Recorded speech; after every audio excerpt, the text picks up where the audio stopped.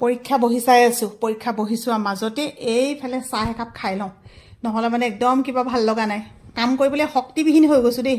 দূৰৰ পৰা দেখিবলৈ সহজ যেন লগা জীৱনবোৰত বহুত বেছি কাম থাকে। বহুতে ভাবে একো কাম বন নাই, এনেকেই থাকে নেকি, অকল ভিডিঅ' চিডিঅ' বনাই আৰু এডিটিং কৰে, ফেচবুকত দিয়ে, ফটো দিয়ে।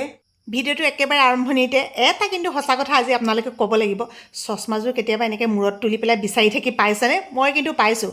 কণী বইল কৰিলোঁ আৰু এইফালে বনাই আছোঁ মেগী। এতিয়া কিন্তু স্বাস্থ্যৰ পক্ষে হানিকাৰক বুলি নক'ব, কাৰণ জানিও বনাব লগা হৈছে। কাৰণটো হৈছে কি, সোণটোৱে মানে খাবলৈ বিচাৰিলে আৰু কয় নহয় বাপ বুলিলে বোলে ধোঁৰা সাপ। আমাৰ ইয়াত মানে এইটো প্ৰচলিত দেই, তেনেকৈ মানুহে কয় আৰু যেতিয়া ল'ৰাই ভাতো নাখায় দেউতাকবিলাকৰ একো খবৰ নাথাকে, কিন্তু মাকবিলাকৰ বহুত চিন্তা হৈ থাকে, এই ৰাম ল'ৰাটো একো খোৱা নাই, সি লাগিলে আপোনাৰ 10 বছৰীয়া হওক, 20 বছৰীয়া হওক, 15 বছৰীয়া হওক, যিমান বছৰীয়া নহওক, লাগিলে সি 30 বছৰীয়া হওক, মাকৰ কাৰণে সদায় ল'ৰা ছোৱালীৰ কাৰণে সেই বস্তুটো চিন্তা থাকেই।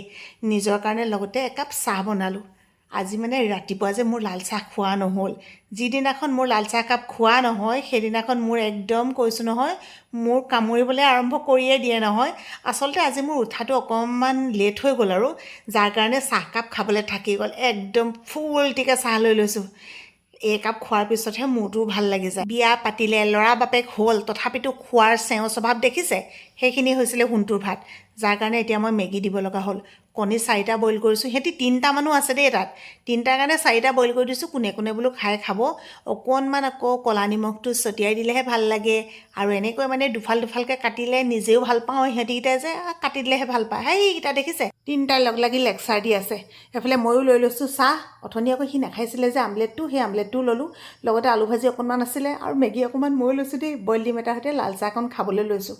আচলতে মই চাই আছোঁ পৰীক্ষাৰ বহি, এয়া কাম আৰু শেষ নহয়।